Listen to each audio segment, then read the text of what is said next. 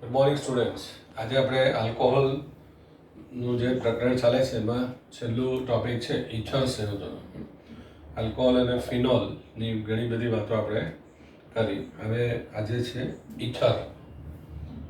Ether એટલે ઓની આજુબાજુ આ સમૂહ જોડાયેલા હોય, બરાબર. આર બે સમૂહ હોય, એક આર અને એક એરાઇલ સમૂહ હોય અને બંને એરાઇલ સમૂહ.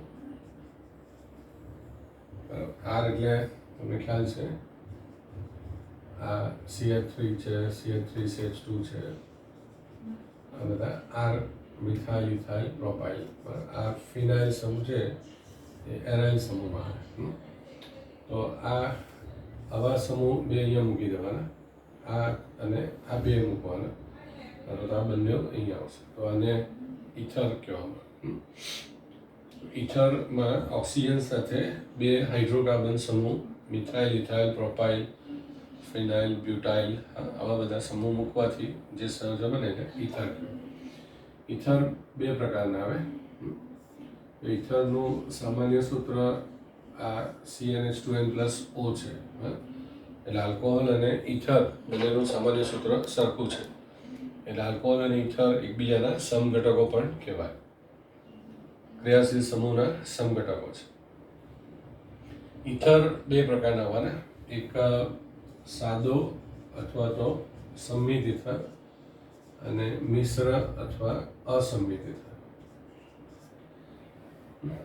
સાદો અથવા સંમિત ઇથર અને મિશ્ર અથવા અસંમિત ઇથર. સંમિત એટલે સમ એટલે સરખું અને મિત એટલે મિતિ એટલે આકાર. તો જેનો આકાર સરખો છે એટલે ઓની બંને બાજુ આપણે જોઈશું તો બે બાજુ સરખું દેખાય એટલે સાદો ઇથર, બરાબર. આ ડાયમિથાઇલ ઇથર અથવા એને મિથોક્સી ઇથેન કહેવાય.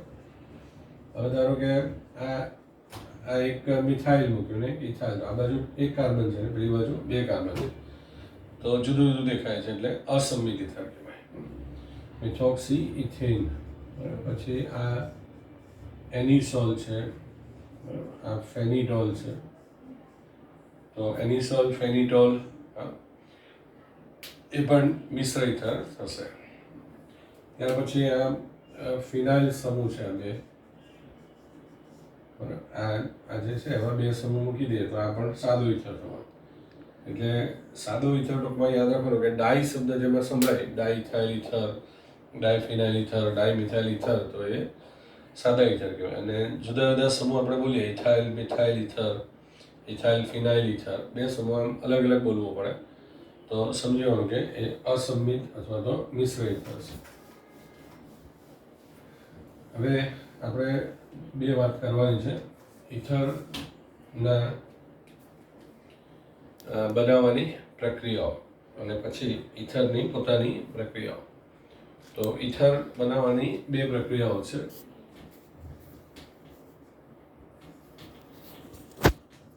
ઇથરની બનાવટ અથવા ઇથર બનાવવાની પ્રક્રિયાઓ, એમાં આ એક પ્રક્રિયા છે વિલિયમસન સંશ્લેષણ. આપણે આગળ તમને કરાવી દીધું છે વિલિયમસન.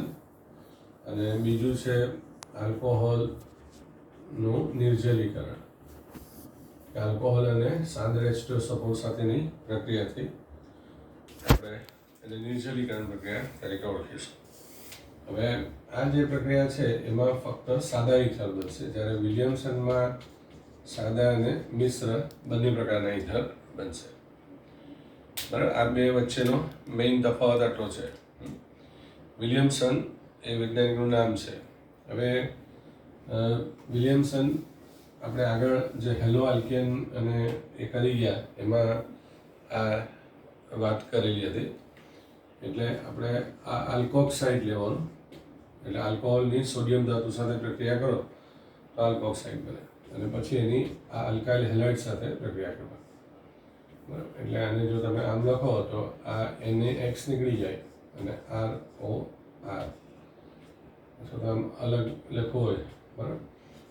જો R બરાબર R' હશે તો સાદો ઇથર કહેવાશે, અને R અને R' જો સરખા નહીં હશે તો મિશ્ર ઇથર કહેવાય. દાખલા તરીકે હું તમને ઉદાહરણ બતાવું કે આ CH3ONA છે અને અહીંયા તમે આ CH3CH2Cl લો છો. તો અહીંયા તમે જુઓ કે આરમાં મિથાઇલ છે, તો R' ઇથાઇલ છે, બરાબર. આ બેને કાઢી કાઢવાના, NaClને કાઢી નાખો અને બંનેને જોડી દો, બરાબર. એટલે CH3O CH2CH3, બરાબર. મિથોક્સી ઇથેન અથવા તો ઇથાઇલ મિથાઇલ ઇથર, બરાબર. આ સાદો મિશ્ર ઇથર થયું, બરાબર. હવે ધારો કે તમને આ બદલી કાઢો અને આ CH3Cl લઈ લો, બરાબર. તો આ, બરાબર, આને બે નીકળવાના છે, પછી તો આ એની જગ્યા પર આવી જવાનું છે. એટલે આ રીતે સાદા ઇથર બની ગયા. એટલે આલ્કોહોલની સોડિયમ ધાતુ સાથે પ્રક્રિયા કરીએ તો સોડિયમ આલ્કોક્સાઇડ બને અને એની પછી alkyl halides, methyl chloride, ethyl chloride કોઈ પણ સાથે પ્રક્રિયા કરશો તો ઇથર બની જશે. એવી રીતે ધારો કે આ સોડિયમ ઇથોક્સાઇડ લો અને ધારો કે કોઈને એમ થાય કે મારે આઈ વાળું લેવું છે, તો એ પ્રમાણે એને આઈ કાઢી નાખો.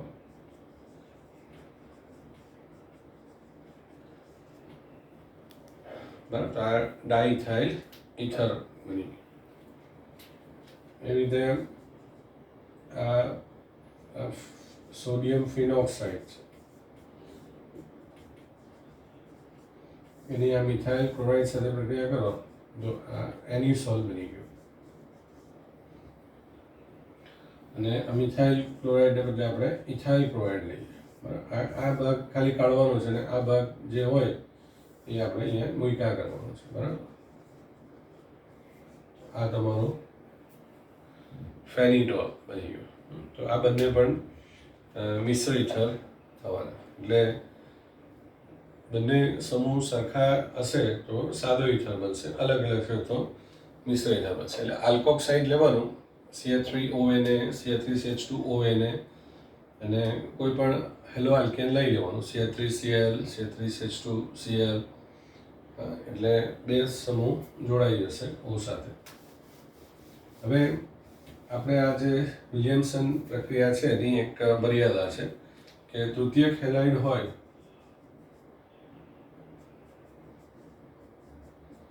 બરાબર. એટલે જો તમે આ રીતે તૃતીયક હેલાઇડ સાથે આલ્કોક્સાઇડની પ્રક્રિયા કરશો તો અહીંયા આગળ ઇથર બનશે નહીં, પણ એને બદલે અહીંયા આગળ આ વિલોપન પ્રક્રિયા થાય.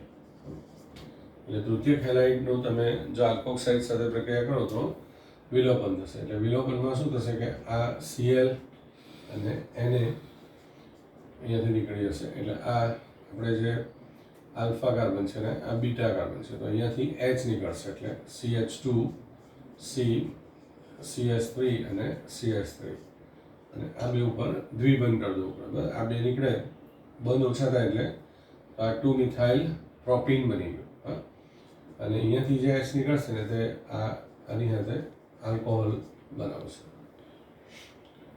બરાબર. તો તૃતીયક હેલાઇડની જો તમે આલ્કોક્સાઇડ સાથે પ્રક્રિયા કરો તો એ પ્રક્રિયા થઈ શકે નહીં. પણ એને બદલે જો તમે અહીંયા આગળ આમ બદલી કાઢશો, એટલે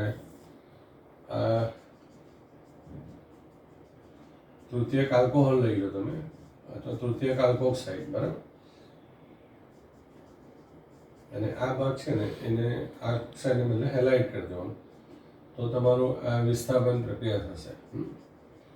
જે તૃતીયક આલ્કોક્સાઇડ છે એ બેઝ તરીકે કામ કરે છે, બરાબર. લુઈસ બેઝનું કામ કરે. એટલે એને કારણે શું થાય કે એ આ પ્રક્રિયા આપી શકે. તો અહીંયા તમે જુઓ કે આ ઇથર બની ગયું. એટલે તૃતીયક હેલાઇડ હોય તો તમે ઇથર નહીં બનાવી શકો, પણ આ આલ્કોક્સાઇડ તૃતીયક પ્રકારનો લેશો અને હેલો આલ્કેન સાથે પ્રક્રિયા કરશો તો તૃતીયક સમૂહ ત્યાં આવી શકશે. આ બે ધ્યાન રાખવાનું, પરીક્ષામાં પૂછાય એવું છે કે આ પ્રક્રિયામાં ઇથર બનશે કે નહીં. તો નહીં બને તો શું કામ નહીં બને અને શું બને એની જગ્યા ઉપર એ રીતે. તો આ થઈ વિલિયમસન સંશ્લેષણની વાત. હવે બીજી જે પ્રક્રિયા છે તે આલ્કોહોલનું નિર્જલીકરણ છે. એમાં જે આ બધું જે છે તમને આ નોટની અંદર મેં બધું લખીને આપ્યું છે, એટલે એમાંથી પણ તમે વાંચી જશો ને બરાબર થોડું સમજતા જશો. આ તૃતીય હેલાઇડનું આની સાથે પ્રક્રિયા કરે તો વિલોપન પ્રક્રિયા થઈને આલ્કીન બનાવ્યું છે, અને તૃતીય હેલાઇડ સમૂહ આલ્કોક્સાઇડ દ્વારા દાખલ કરી શકાય. બરાબર, આ તૃતીય બ્યુટોક્સાઇડ લીધું અને પછી આ CH3Br સાથે પ્રક્રિયા કર્યું તો એ તૃતીયક સમૂહ આવી શક્યો. એટલે એ પણ અગત્યનું છે. હવે આલ્કોહોલના નિર્જલીકરણથી આપણે બનાવવાનું છે, એટલે ઇથેનોલની સાંદ્ર H2SO4 સાથે પ્રક્રિયા કરવાની. હવે આ પ્રક્રિયા જે છે એમાં તમે બે વસ્તુ બનાવી શકો છો. એક આપણે સાદો ઇથર બનાવી શકાય અને આલ્કીન બનાવી શકાય. તો જેટલા કાર્બન આલ્કોહોલ પાસે હશે એટલા કાર્બનવાળો આલ્કીન બનશે. એટલે અહીંયા 2 કાર્બન છે તો 2 કાર્બનવાળો આલ્કીન બનશે આ રીતે. અને 2 કાર્બનવાળો સમૂહ છે તો 2 કાર્બનવાળો સાદો ઇથર બની જશે, એટલે ડાઇથાઇલ ઇથર બનશે. તો આલ્કોહોલની સાંદ્ર H2SO4 સાથે પ્રક્રિયા કરો તો તમે સૈદ્ધાંતિક રીતે 2 વસ્તુ બનાવી શકો, ઇથર બનાવી શકો અને આલ્કીન બનાવી શકો. હવે બનવાનું છે એક જ, એમ તમે લખી શકો ખરું એક સાથે. તો આ જો આલ્કોહોલ આપણે વધારે લઈશું ને તો તમારો આ સાદો ઇથર બનશે, અને જો આ સાંદ્ર H2SO4 આપણે વધારે લઈશું, બરાબર, એટલે ધારો કે આ 1 લિટર ઇથેનોલ લીધો ને 2 લિટર પેલું લીધો તો તમારે આલ્કીન બનશે. પણ ધારો કે આ 4 લિટર લીધું ને H2SO4 2 લિટર લીધું તો પછી તમારું ઇથર બનશે. બરાબર, એટલે આ પ્રક્રિયામાં જે નિભાજ બનવાની છે, ઇથર બનશે કે આલ્કીન બનશે, એનો આધાર પ્રક્રિયકોના પ્રમાણ ઉપર હોય છે. એટલે આલ્કોહોલ વધારે હશે તો ઇથર બનશે અને H2SO4 વધારે હશે તો આલ્કીન બનશે. બરાબર, બીજું તાપમાન ઉપર આધાર રાખશે. તો 140 તાપમાને તમે આ કરશો તો ઇથર બનશે, અને 170 તાપમાને કરશો તો આ આલ્કીન બનશે. 140 એટલે 413 કેલ્વિન અને અહીંયા આગળ 443 કેલ્વિન. એટલે 443 કેલ્વિને વધારે H2SO4 રાખીને આલ્કોહોલની પ્રક્રિયા કરશો તો આલ્કીન બનશે. પણ વધારે આલ્કોહોલ આના કરતાં લઈશું આપણે અને તાપમાન 140 એટલે કે 413 કરશું તો આ ઇથર બનશે. એટલે એક વાર એ રીતે પ્રશ્ન પૂછે કે આલ્કોહોલની સાંદ્ર H2SO4 સાથેની પ્રક્રિયામાં બનતી નિપજનો આધાર પ્રક્રિયકોના પ્રમાણ અને તાપમાન ઉપર છે, સમજાવો. તો ઇથર બનાવવું હોય તો તમારે તાપમાન 413 કેલ્વિન રાખવાનું, અને આલ્કીન બનાવવો તો 443 કેલ્વિન રાખવાનું. આલ્કીન બનાવવું હોય તો H2SO4 વધારે નાખવાનું, અને ઇથર બનાવવું હોય તો આલ્કોહોલ વધારે નાખવાનું. બરાબર, એટલે આ લોકોએ શું કર્યું છે, એક વચ્ચેનું સ્ટેપ કાઢી નાખ્યું છે, એટલે એટલું સારું આપણે. બરાબર, તો અહીંયા આગળ તમારે ડાઇથાઇલ ઇથર લખી દેવાનું, અને અહીંયા તમારું ઇથીન 443 કેલ્વિન અને 413 કેલ્વિન. તો આ સાદો ઇથર બની ગયો. એટલે આલ્કોહોલની સાંદ્ર H2SO4 સાથે આપણે પ્રક્રિયા કરીએ તો આલ્કોહોલ વધારે પ્રમાણમાં લઈને 413 કેલ્વિન તાપમાને પ્રક્રિયા કરીએ તો ડાઇથાઇલ ઇથર બને, અને સલ્ફ્યુરિક એસિડ વધુ લઈને 443 કેલ્વિન તાપમાને પ્રક્રિયા કરીએ તો આલ્કીન બનશે. આ થઈ ઇથર બનાવવાની 2 પ્રક્રિયાઓ. હવે જો આપણે આલ્કોહોલ આ 2 કાર્બનના બદલે 1 કાર્બનવાળો આપણે લઈશું ને તો અહીંયા આલ્કીન બનશે નહીં, કેમ કે ઓછામાં ઓછું 2 કાર્બન હોય તો જ આલ્કીન બને. એટલે સવાલ પણ પૂછે કે ભાઈ મિથેનોલની H2SO4 સાથે પ્રક્રિયામાં આલ્કીન બનતો નથી, કેમ? તો કે અહીંયા 1 કાર્બન છે એટલે 1 કાર્બનવાળો આલ્કીન શક્ય નથી. એટલે મિથેનોલ વધારે લઈને સાંદ્ર H2SO4 સાથે પ્રક્રિયા કરશો તો ડાયમિથાઇલ ઇથર બનશે, પણ વધારે સાંદ્ર H2SO4 લઈને પ્રક્રિયા કરશો તો આલ્કીન બનશે નહીં. તો ઇથર બનાવવાની બંને પદ્ધતિઓ પરીક્ષાની દ્રષ્ટિએ બહુ જ અગત્યની છે. હવે આપણે ઇથરની રાસાયણિક પ્રક્રિયાઓ કરીશું. તો ઇથર એ રાસાયણિક રીતે ખૂબ જ નિષ્ક્રિય પદાર્થ છે, એટલે બહુ સ્થાયી પદાર્થ છે, કે જલ્દી પ્રક્રિયા આપવાનો નથી. તો ઇથરની આપણે આ હેલોજન એસિડ સાથે આપણે પ્રક્રિયા કરવાની છે. એમાં HI, HBr, HCl આવું કોઈ પણ સાથે પ્રક્રિયા કરશું. એમાં બે પ્રક્રિયા છે. જો HI આપણે ઓછા પ્રમાણમાં લઈશું, મર્યાદિત પ્રમાણમાં લઈશું, તો આ અહીંથી આ તૂટી જશે અને એક આલ્કોહોલ બની જશે, બરાબર. એટલે આ H અહીંયા જોડાઈ જશે અને આ અહીંયા જોડાઈ જશે, એટલે CH3CH2I.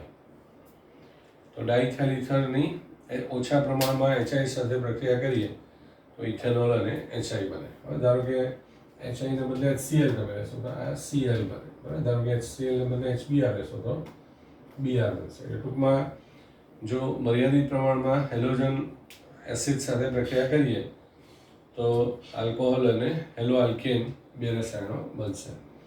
પણ જો આપણે આ હેલોજન એસિડ છે એને વધારે પ્રમાણમાં લઈશું, બરાબર, એટલે વધુ HBr આપણે લઈશું કે વધુ HI લઈશું તો પછી અહીંયા આગળ ફક્ત હેલો આલ્કેન બનશે, બરાબર. એટલે આ બે O છે ને, સોરી, આ એક O છે તે બે Hની મદદથી H2O તરીકે નીકળી જશે અને આ જે ભાગ છે એના વાળા આ રીતે બે હેલો આલ્કેન બની જશે, બરાબર. એટલે તમારે જોવાનું કે વધુ પ્રમાણમાં હેલોજન એસિડ લેશું તો હેલો આલ્કેન બનશે અને મર્યાદિત ઓછા પ્રમાણમાં લઈશું તો આલ્કોહોલ અને હેલો આલ્કેન બે નિપજ બનશે. અહીંયા પણ ઘણી બધી પ્રક્રિયાઓ આપી છે. તો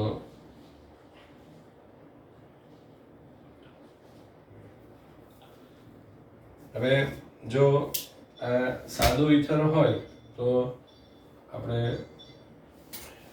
એને સમૂહને જોડવામાં કોઈ વાંધો નથી, કેમ કે બંને ભાગ સરખા છે. પણ ધારો કે આ રીતે મિશ્ર ઇથર હોય, બરાબર, અને આવી રીતે આપણે પ્રક્રિયા કરશું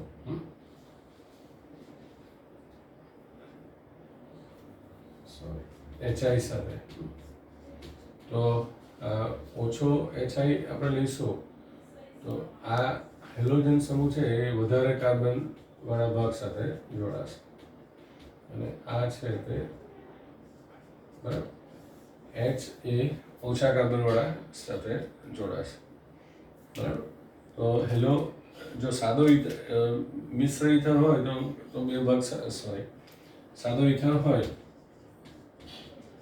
ધારો કે આવું છે, બંને સરખા જ છે, તો અહીંયાથી ભાગ પડો તો H અહીંયા ને અહીંયા આવશે, બરાબર. અહીંયા ભાગ આમ ભાગ પડશો તો ટૂંકમાં તમારું નિપજ સરખી જ મળવાની. પણ જો મિશ્ર ઇથર હશે તો આપણે હેલોજન સમૂહ છે એને વધુ કાર્બનવાળા આલ્કિલ સમૂહ સાથે જોડવાનું. આ એક ધ્યાન રાખજો, આ પણ પરીક્ષામાં પૂછાય એવી પ્રક્રિયા છે. એટલે સાદા ઇથર હોય તો કોઈ પ્રોબ્લેમ નથી. મિશ્ર ઇથર હશે તો તમારે અહીંયા ઘણી બધી પ્રક્રિયાઓ એમાં લખીને આપી છે અને અહીંયા કેટલાક પરિવર્તનો પણ બને એવું છે તે લખીને આપ્યા છે.